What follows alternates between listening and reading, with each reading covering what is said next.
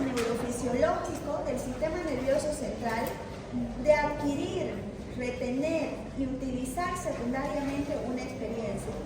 Capacidad de actualizar algo sucedido en el pasado. Sabemos que todo lo almacenamos en el inconsciente, en el subconsciente, de acuerdo a la memoria. Entonces, para sacar esos recuerdos necesitamos el proceso que se llama evocación o evocar recuerdos. Lo mismo sucede cuando estudiamos. Almacenamos información y de acuerdo a lo que es concentración, atención y evocar, sacamos los recuerdos del inconsciente. Nos permite organizar experiencias pasadas y hacerlas accesibles cuando las necesitamos. Por ejemplo, cuando estudiamos, la tenemos que sacar de nuestro inconsciente, obviamente, para hacer un buen examen. Aspecto de la actividad psíquica que nos permite el regreso al pasado, lo actual, pensar obviamente en todo sentido, ¿no? En todos los tiempos. El proceso mnésico o memoria de fijación, en la fase se capta la información a través de la sensopercepción, todo lo que nosotros vemos, escuchamos, oímos, sentimos. A través de la sensopercepción se procesa a fijar las estructuras y organización psicobiológica. Esta condicionada por factores afectivos, el interés, la motivación, estamos hablando de la memoria. ¿Qué haría para que la memoria esté más íntegra o nos ayudaría? Nos ayudaría obviamente el interés que tenemos a ciertos temas, los factores afectivos o emocionales, la motivación, la atención y la concentración. Podemos diferenciar tres tipos: memoria inmediata a través de trazos sensoriales, memoria a corto plazo, que es la retención inestable, la memoria reciente, que depende de menos de la atención de 1 minuto.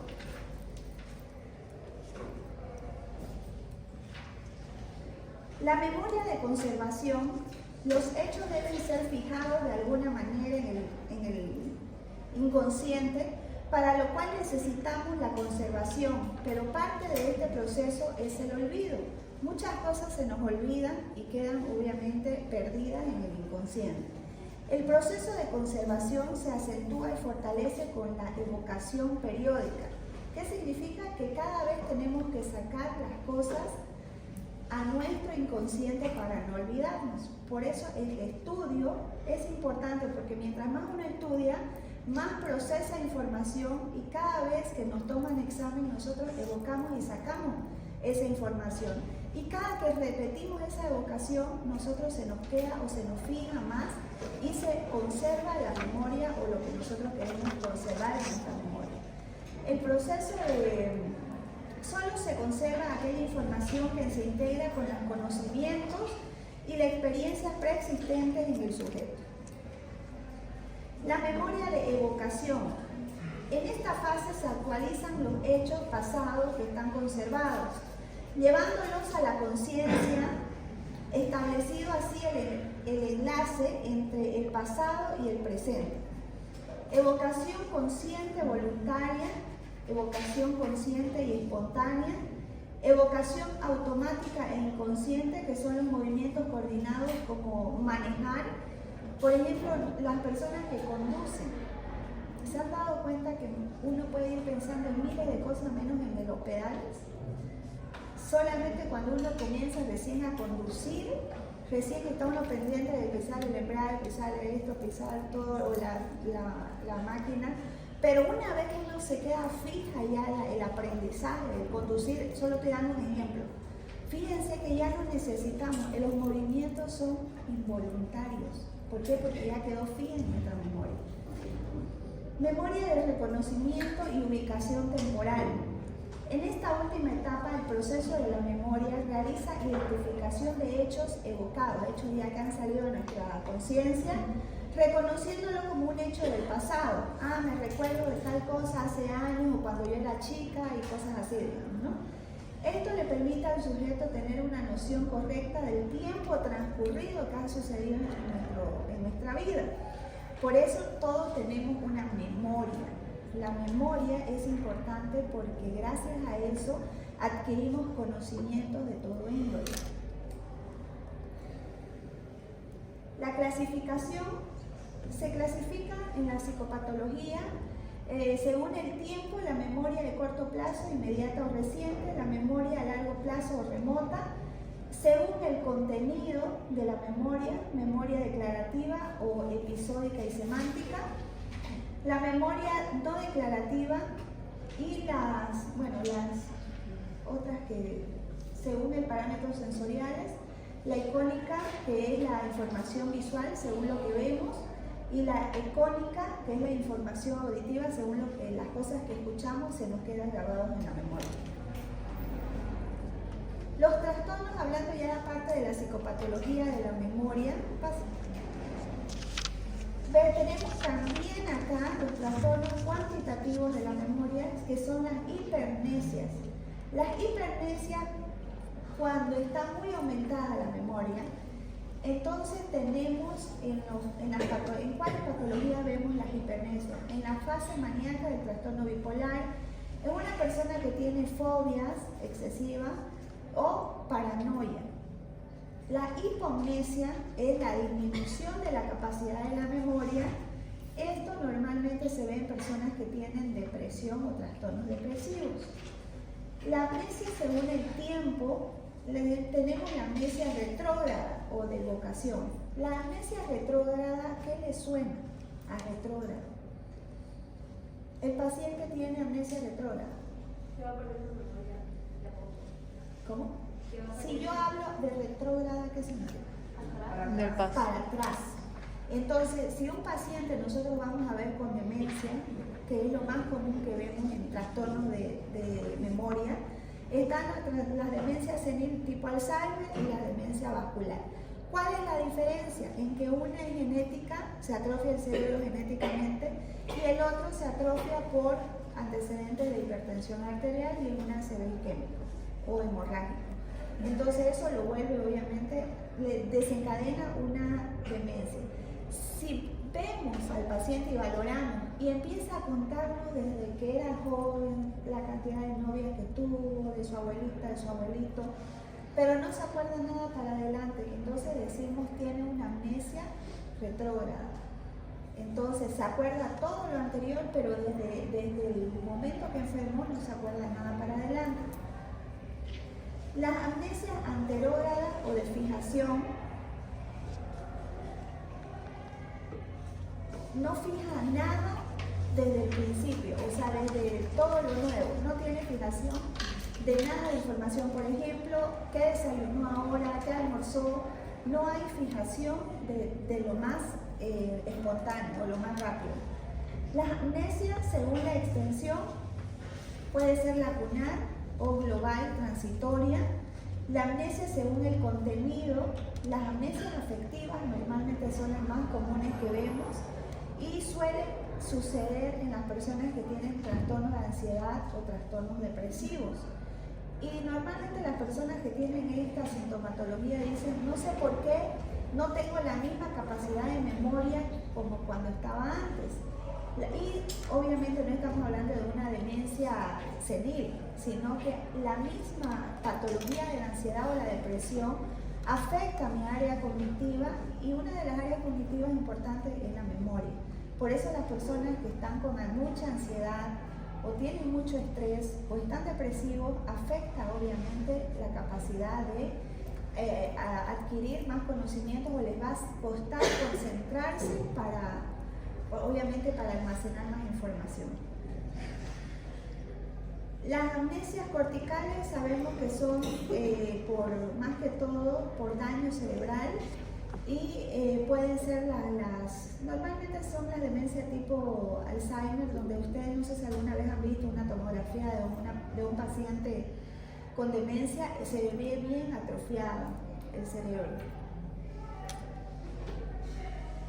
Los trastornos cualitativos de la memoria, tenemos alomnesia o ilusión del recuerdo, paramnesia o alucinación del recuerdo, que ahorita vamos a ver cada uno.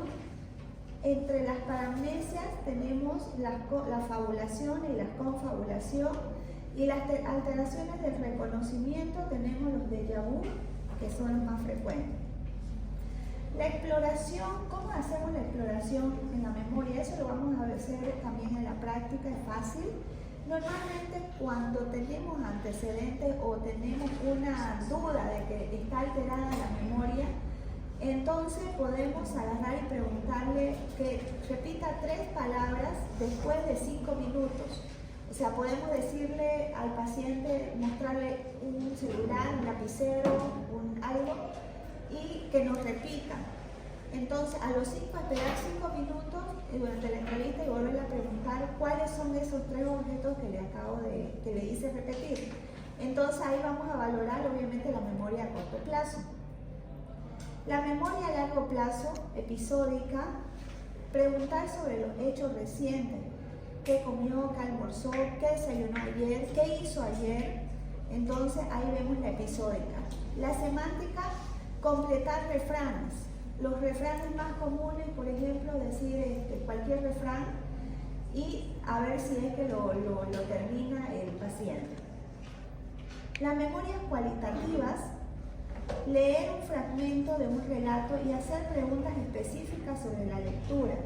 Normalmente cuando uno lee un párrafo siempre se tiene que quedar la información de ese párrafo.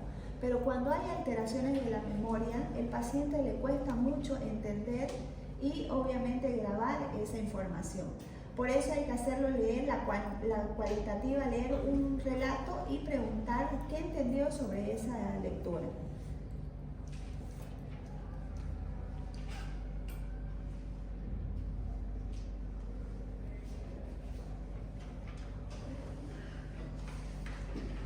Aquí en la exploración de la memoria remota, la reciente y la memoria inmediata, vemos que se refiere a recuerdos de acontecimientos y experiencias pasadas de la vida del sujeto y se examina a través de lo que el sujeto recuerda o identifica de los hechos pasados. La amnesia, la anamnesis, o sea, obviamente es la primera evolución de la memoria remota.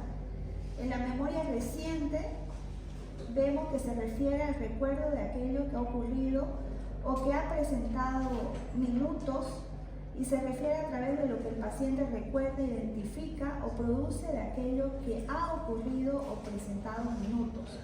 También se utiliza la prueba de objetos escondidos. Se refiere al recuerdo de aquello que ha ocurrido y se ha presentado apenas unos segundos antes. Se examina a través de lo que el paciente identifica o reproduce. La prueba más utilizada es la repetición de dígitos y también se utiliza la reproducción de dibujos. Normalmente se le dice los números o de atrás para adelante para que ellos repitan. Acá en los trastornos cuantitativos, nuevamente vamos a repetirlos, está la hipermnesia, que es el aumento del contenido mnésico de la conciencia. Y los cuantitativos tenemos las amnesias. Tenemos 4 tipos de amnesias. Amnesia lagunar, amnesia psicógena, amnesia retrógrada o de evocación y amnesia retrógrada o de fijación. Entre las amnesias anterógradas o de fijación se define como la incapacidad para recordar hechos o sucesos remotos, o sea, antes. Las amnesias de evocación se define como la incapacidad para recordar hechos y sucesos remotos, esto ya lo dije. La lagunar. Se caracteriza por el olvido lo ocurrido en un determinado periodo de tiempo en busca de capacidad de evocación para el recuerdo de los sucesos anteriores o posteriores a este periodo. Las paramnesias se caracterizan por la distorsión de los recuerdos. No sé cuál es acá. Sí, son debido a las psicógenas por trastornos psicológicos que ha sufrido una persona y puede obviamente olvidar ciertos episodios de acuerdo al trauma. En el estrés postraumático podría suceder eso. Ahora sí, las paramnesias Se caracterizan por la distorsión de los recuerdos. Y tenemos las confabulaciones, que consisten en la descripción de acontecimientos que no han sucedido. Son invenciones efímeras que cambian de un momento a otro. La elaboración del supuesto acontecimiento lo lleva a cabo sin proceso de preparación. No es un falseamiento consciente e intencionado. El sujeto, confrontando con la inexistencia de tales sucesos, no lo sigue manteniendo.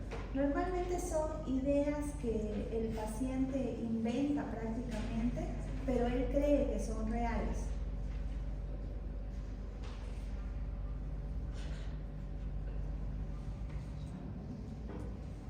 Consiste en descripción de acontecimientos que no han sucedido. Este tema es cortito y es facilito. Normalmente lo que más se utiliza en las cuestiones de la memoria, aquí falta un poquito, solamente aclararle que las amnesias se dan mucho en personas que tienen demencia senil tipo Alzheimer y vascular. Pero eso no significa que una persona que no tenga este tipo de patologías puede también tener alteraciones en la memoria, como por ejemplo en las personas que tienen estrés, ansiedad, depresión, o que pueden tener también otras patologías como las epilepsias que pueden alterar la memoria, o algunas otras patologías que pueden alterar la memoria igual. Ana, ¿entienden o tienen alguna duda o alguna pregunta? Lo de la confabulación vendría siendo que la paciente debe... Normalmente la confabulación son en los pacientes con demencia, porque son cosas que se inventan ellos, que creen que son reales, pero en realidad no lo son. ¿No? Normalmente no. Lo que más se ve sí son las amnesias, los tipos de amnesia, eso sí.